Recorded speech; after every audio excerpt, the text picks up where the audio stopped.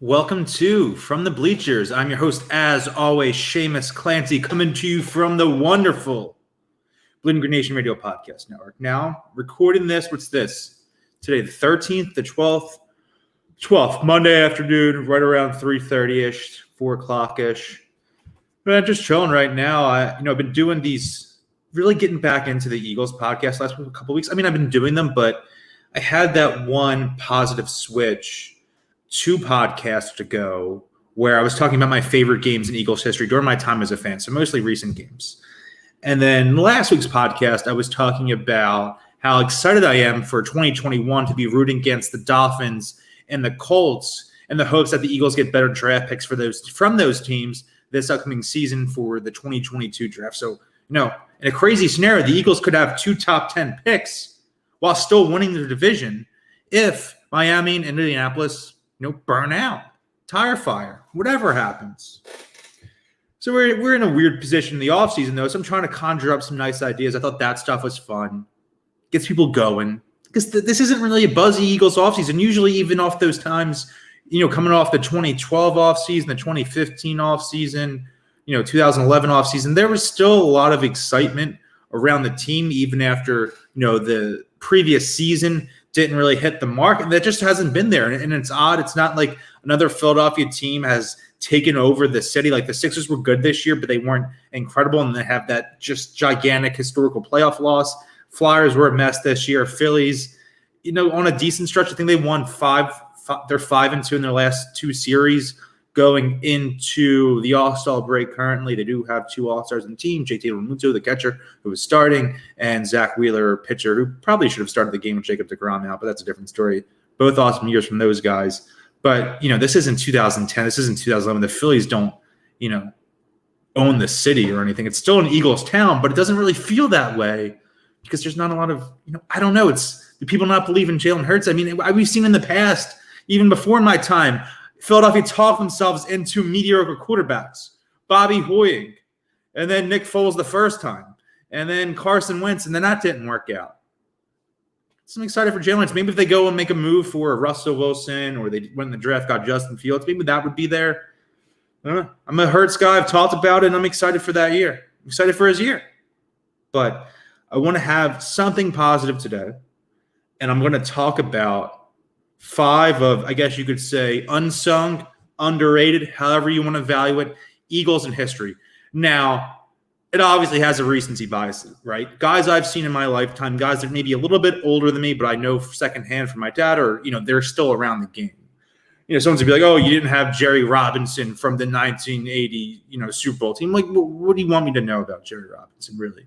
Who wants to listen to that? I mean, I would like to listen to someone who knows I talk about it, but, why would I don't even know what words I can say. I wanted to say but it. I guess you could watch this on YouTube too. So subscribe to the BGN YouTube feed. There'll be a link to it in the podcast description wherever you're listening to. But, it's like that new I Think You Should Leave. If you've seen I Think You Should Leave, 2nd season just dropped the other week. There's a skit where, they're going on this haunted house tour, and the tour guy's like, yeah, this is an adult-only tour, so we can say whatever the hell we want. And me, that's kind of, I feel like the Tim Robinson character where I'm like I want to curse, but then I don't know if I actually should. But talk about 5 underrated Eagles, guys that I like, guys that I think are underrated both in Philadelphia and nationally. So 2 different levels here, and you'll be able to tell from each of the things. So number 5, we talk a lot about how the Eagles haven't had great receivers in forever, and it feels like that. We talk about, this player, X player could be the most exciting Eagles wide receiver since rookie Deshaun Jackson. X receiver could be the first since this, since that, since Terrell Owens. And this guy wasn't on those levels, but it was still pretty damn good. Jeremy Macklin, who played in Philadelphia from 2009 2014, was a first-round pick in 2009, missed the entire 2013 season with an injury. But when he played, uber productive. As a rookie in 2009, he had 773 receiving yards, I believe, and 4 touchdowns. And then from his last 4 years in Philly, so 2010, 2011, 2012, missed 2013, then 2014, that 4-year gap, he had over 850 receiving yards in each season, including a gigantic 2014 season, his first year playing with Chip Kelly. The last time Chip Kelly's offense really looked explosive and crazy at the NFL level had, 85 catches, 1,318 receiving yards, 10 touchdowns. And that's a high number for receptions. The most receptions in Eagles history by a wide receiver is Irving Fryer in 1996 with 88 catches. So he's right up there. This is one of the best Eagles receiver seasons of all time. It's not 2004 Terrell Owens. It's not even 2013 Deshaun Jackson, let alone 2008. But that's up there, 15.5 yards per reception. And we have to realize there is he was playing with slot quarterback play. It was Nick Foles, 2014 Nick Foles, who was nothing in the same realm as the 2013 miraculous Nick Foles we saw, the 27-2. And this wasn't Nick Foles 2.0 yet from the 2017-2018 playoffs. He was a joke that year. I wanted to rip my hair out watching him play, but the Eagles got off to a 9-3 start, and we're looking good on offense. The defense was good. The special teams were incredible, but Jeremy Macklin was the best part of that offense. Underrated. And then Sanchez comes in. Sanchez stinks. And that's one of the worst Eagles seasons ever. Like, I had a lot of fun. I think I've talked about this season. We could go on a little tangent right here. Obviously a hardcore Eagles fan for as long as I have memories, right? I talk about, in that game where I ranked my favorite Eagles teams ever. I had number 4, I think, was Week 16, 2001. They clinched the NFC East title for the first time since 1988. It's the first Eagles game I remember. And I was, 7 years old. So this is, I have memories of the Eagles as long as I've just had concrete memories in general. And, as you get up, you're a kid and you could be goofy and crazy and kind of a freak about things. And, I was in 5th grade, Eagles lost in the Super Bowl, crying my eyes out, begging not to go to school the next day. My parents made me go, all that. That's typical. But I think in 2014, and I've written about my mental health and stuff. I don't need to get crazy into it, but bipolar sort of depression, it's, part of my brand, I guess. I've written about it for BGN as my, relates to my relationship with the Eagles. But I think 2014, because I was covering the team for the Daily News, I was writing articles during the week about the Eagles, doing previews against whoever they were playing. I was going to games. It was the 3rd year I had season tickets. And, I was a junior in college, so kind of partying a lot and, drinking a lot during the games, all those things. And I think that was the season where I realized this team is I went full Silver Linings playbook mode that year. And I realized this team was taking, a detrimental hit on my life. And maybe it still is in a way, but I think I'm in a better place. And the Eagles, I guess, are in a better place now post Super Bowl where I'm still get crazy and freak out, but maybe it's not.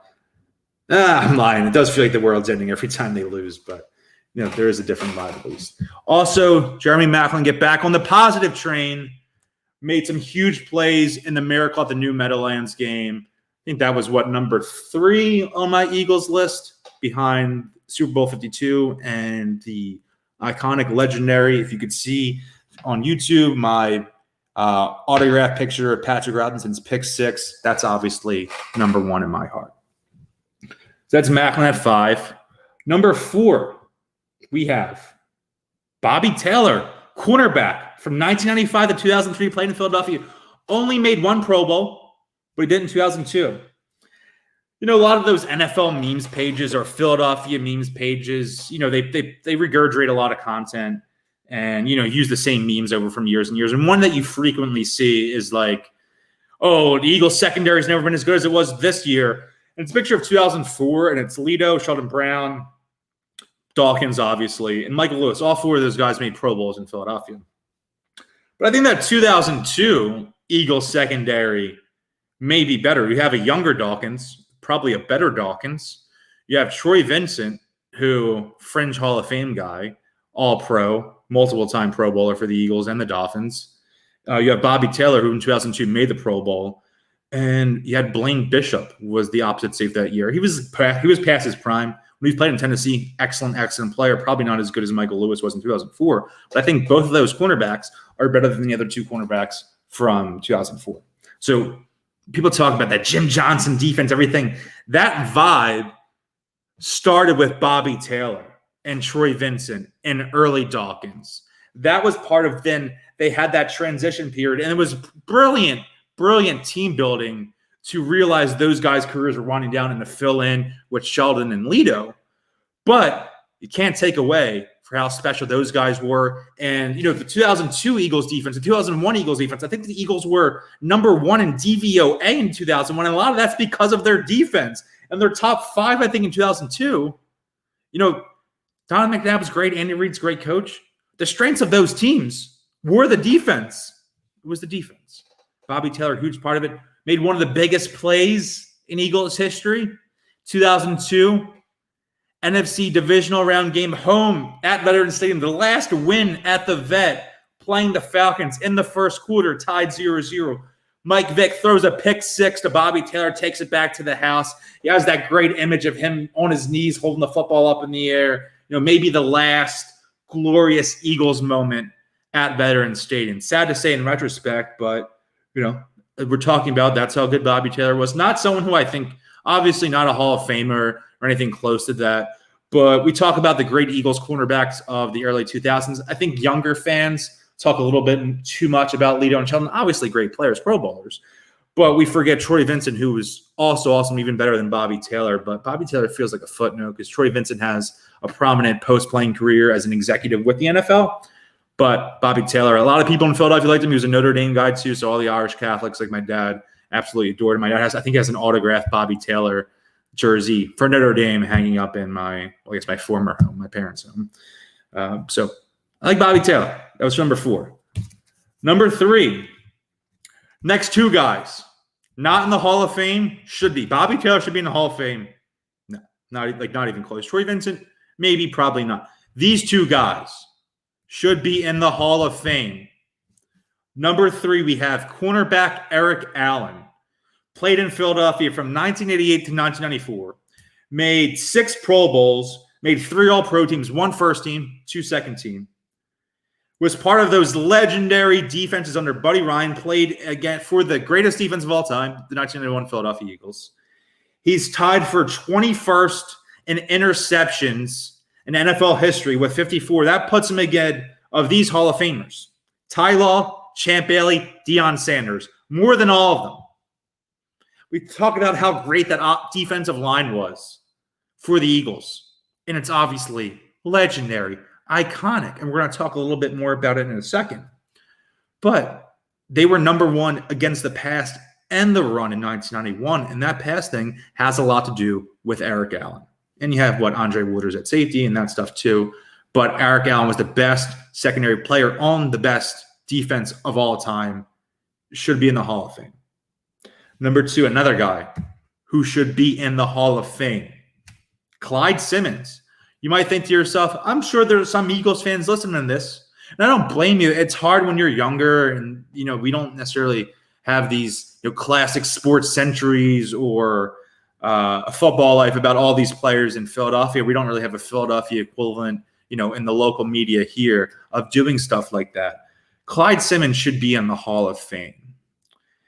Played for Philadelphia from 1986 to 1993.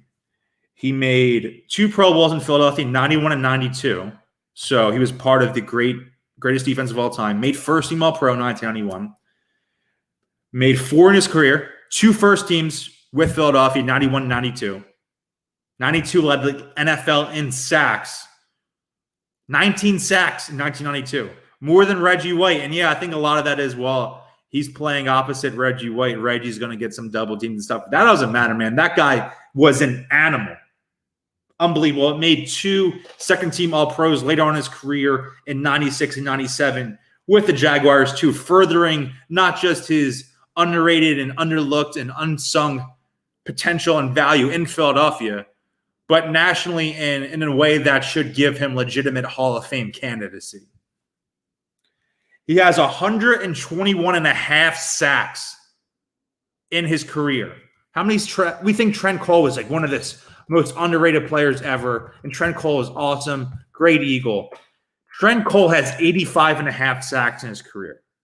Clyde Simmons has 121 and a half. Different stratosphere as a player. Forgotten. Shouldn't be. So he was the leader in 1992. He has more sacks in his career than Von Miller, J.J. Watt, and Charles Haley. Two guys that will be in the Hall of Fame and one guy that should be in the Hall of Fame. Reggie White, my mind, I'm a little biased. I'm anti-Lawrence Taylor, the best defensive player to ever play in the National Football League.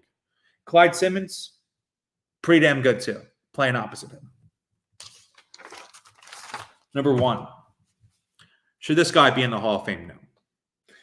But did this guy, in a way that people nationally won't recognize and will never recognize, and maybe some younger Eagles fans don't even know, revolutionize the running back position, or help to, you could say, if you're being a little bit more pessimistic or less hyperbolic than I usually am.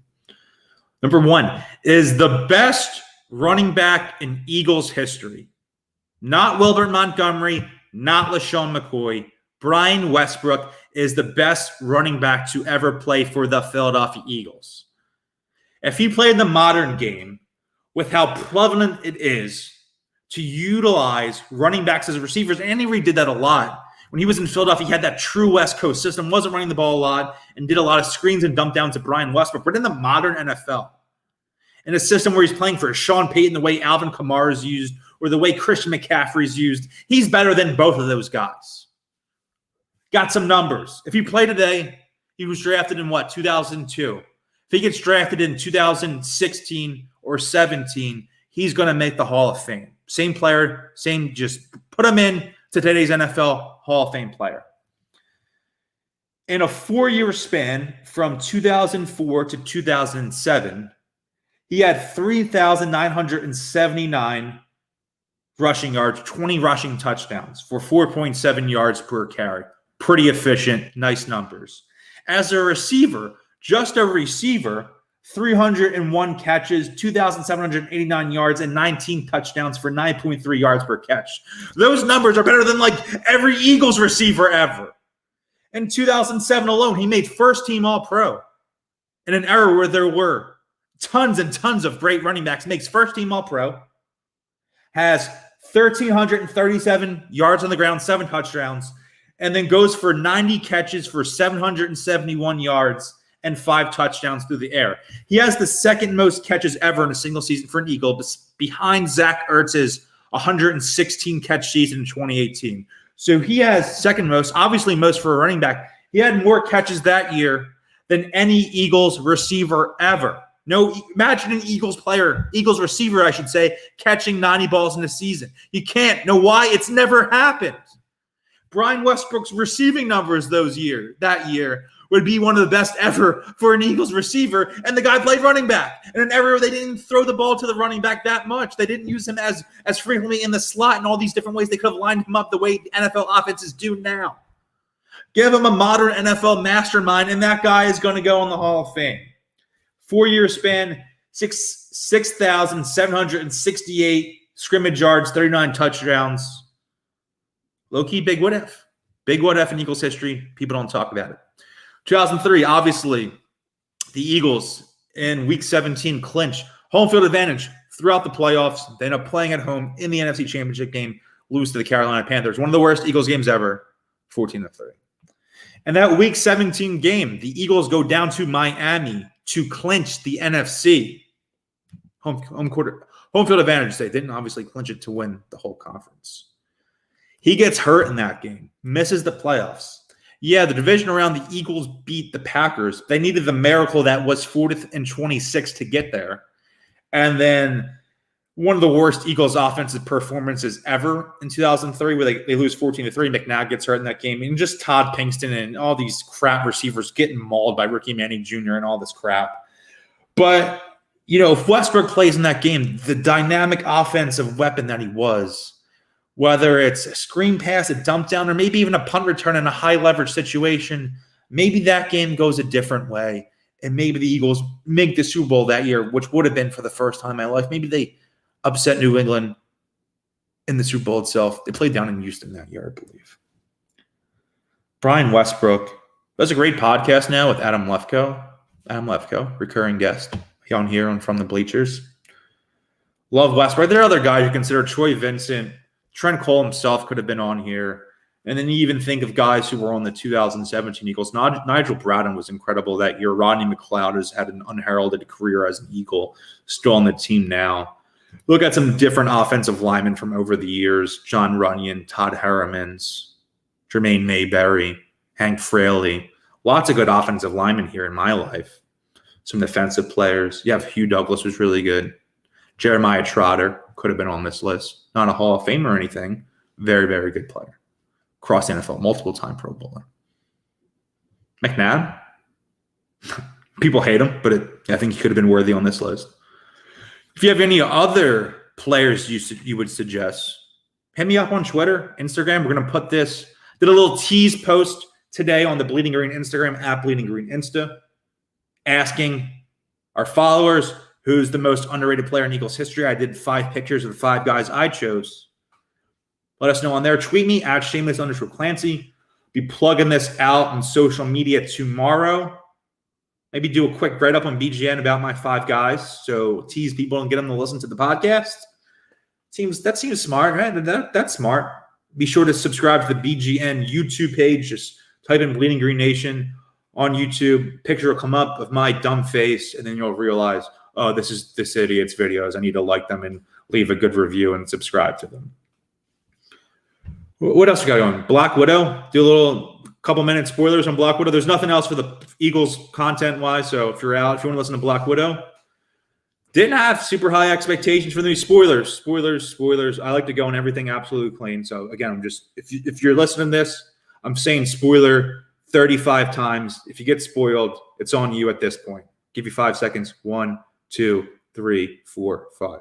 It's not even a spoiler-heavy movie because only so much can happen since Black Widow or Natasha, however you want to say, died in the middle of Avengers Endgame back in 2019. This is a prequel. It slots in nicely in between Infinity War and Captain America and Civil War. And people are like, why is this movie getting made? There's no point. No, it's a good point sometimes. Telling a good story. Having some fun. I think back to Star Wars Rogue One when it came out or was coming out. I'm thinking, this movie is set between episodes 3 and episode 4. We already know what happens to those movies. What are we going to really get here? We're going to get some original characters. Are we going to get a nice story? And know what? I see people who say that's their favorite Star Wars movie. It's not mine, but I think it's very, very good. Better than most of the new trilogy, better than the old trilogy, the sequel trilogy, better than Return of the Jedi, I think. It's really good. It works as a standalone story. It has heart, has a beginning, middle, and end. It works even though you know the fate of some of these people in this, and you know what's going to happen to Darth Vader, the Skywalkers, and all those things. Just because we know Natasha Romanoff dies in Avengers Endgame doesn't mean this isn't a worthwhile story. You get Elena, Florence Pugh's character, gets introduced. Incredible. She will be in the future of the MCU. She will be the future Black Widow. She is teaming up, as you saw in the post-credit scene, with Julia Louis-Dreyfus's Madame Hydra, the Contessa. Going to start the Thunderbolts with John Walker, U.S. agent. Maybe a little Thunderbolts or Dark Avengers vibe they got going on right there. You get Abomination. Maybe Thunderbolt Ross turns into the Red Hulk himself. Got some fun stuff cooking in the MCU. We don't know where a lot of things are going to happen right now. We know some of the bigger stuff is going to be happening with the multiverse, with Doctor Strange, with Spider-Man, with Wanda, those things. But there is a ground level characters to follow right here. I think the Thunderbolts and Dark Avengers thing is right there, and you're going to see that Florence Pugh's character, by what we see at the end, should be in the Hawkeye series that's coming out later this fall with Jeremy Renner reprising his role as Clint Barton, and Haley Steinfeld will play Kate Bishop, who, if you've read the iconic, I'm not using that word lightly, iconic run, started in 2012, the Hawkeye series by Matt Fraction and David Aja, one of the best Marvel runs ever. Maybe, besides Frank Miller's, I put it top, it's my top 3 Marvel run ever. Literally, best Marvel comic ever, besides Frank Miller's Daredevil and Grant Morrison's New X-Men. It's that good. It's legendary. It's only like 22 issues. It's all self-contained. You don't have to read all these disparate tie-ins and events. 22 issues. Go buy the trades at a comic book store. Buy them on read them on Marvel Unlimited. Buy them digitally. Whatever. one of the best Marvel series ever, and it'll make you fall in love with both Clint, even if you don't really like Jeremy Renner's portrayal of him, and definitely Kate Bishop, who hopefully I hope gets transitioned into the true real Hawkeye in the MCU, and they kind of let Jeremy Renner's character go more Bruce Wayne, Batman Beyond type, and let Kate handle the action. But Black Widow blew me away. Non-stop action. That first scene, I felt like I was in one of those Universal Studios rides, like squirming around in my seat. It was awesome. David Harbour is awesome. David Harbour crushes everything he comes in. And who knows? Maybe he comes in and plays in that Thunderbolts, Dark Avengers, team up, movie, whatever happens with that, with the contestant, Madam Hydra, whatever we want to end up calling her. I'm excited. Loki, this will come out Tuesday, so we don't know what's going to happen. You might have already seen the finale of Loki, some Loki spoilers, I guess I should say. I'm thinking maybe Kang the Conqueror is the big bad, and that leads into the second season of Loki or the next Ant-Man movie, because we know Ant-Man and the Quantum Mania. Is that what it's called? Ant-Man 3. Ant-Man and the Wasp, Quantum Mania. Yeah, that's right. I'm always right. We know Jonathan Majors from Lovecraft Country. Good show. Not renewed for a second season, unfortunately. Good novel. Read the novel first. I read books. I'm cool like that. And he will play Kang the Conqueror in that, but I could see that being the tease here as we see Kang the Conqueror is at the end of time, this time-traveling, sometimes villain, sometimes a young hero, and the Young Avengers as Iron Lad. Could see them in there. But yeah, we're getting on a little run here. Maybe have some MCU questions, Loki questions. I always solicit questions in my weekly mailbag, so be sure to follow me on Twitter at Shamus_Clancy, because I'll ask questions every Monday, I think, for the mailbag. I get newsletter and mailbag confused all the time because that feels like all I'm writing is newsletters and mailbags. But I'll ask for questions for the Bleeding Green mailbag, get hit with some Loki or MCU stuff besides just Eagles and Philly sports questions. Just hit me up on there. That's it from me, Shamus Clancy. Keep bleeding green. Go Birds, baby.